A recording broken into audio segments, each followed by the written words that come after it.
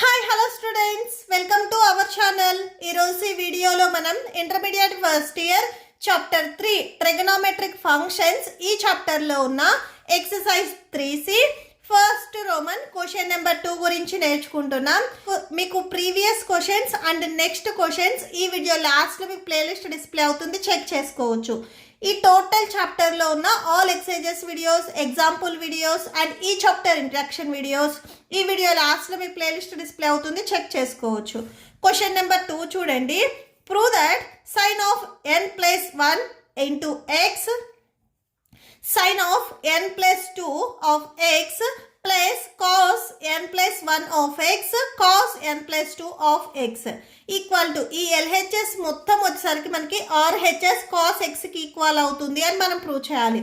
First LHS తీసుకుంటాం, LHSని RHSకి equal అవుతుంది అని ప్రూవ్ చేస్తాము. ఓకే, సో ఇక్కడ మీరు ఈ ఫార్ములా అబ్జర్వ్ చేసినట్లయితే ఇది cos x into cos y plus sin x into sin y. So ఇక్కడ ఫార్ములా చూడండి, cos x into cos y plus, so ఇక్కడ మీకు ప్లస్లో ఉంది చూడండి మిడిల్లో, so plus sin x into sin y అంటే cos x మైనస్ y ఈ ఫార్ములా మోడల్లో ఉంది. ఓకే, సో ఈ ఫార్ములా మనం యూజ్ చేస్తాము. సొల్యూషన్ చూడండి. సొల్యూషన్ ఫస్ట్ ఇక్కడ మనకి గివెన్ కండిషన్ ఏదైతే ఇచ్చారో దాంట్లో మనము ఓన్లీ LHS మాత్రమే తీసుకుంటున్నాము. Sine of n+1 into x sine of n+2 into x plus cos of n+1 of x cos of n+2 of x. ఇది మనకి cos x into cos y plus sine x into sine y. Just ఇవి మీకు change చేసి ఇక్కడ formula ఈ మోడల్లో ఉంది. ఇలా ఉంటే మనం కాస్ ఆఫ్ ఎక్స్ మైనస్ వైగా రాసుకోవాలి.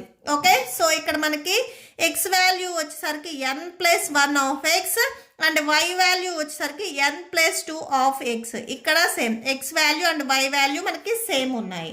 ఓకే, సో దీన్ని మనము cos of x value n+1 of x minus ఫార్ములాలో మైనస్ ఉంది, next y value n+2 of x. Okay, so ఈ ఫార్ములా మోడల్లో రాస్తున్నాము.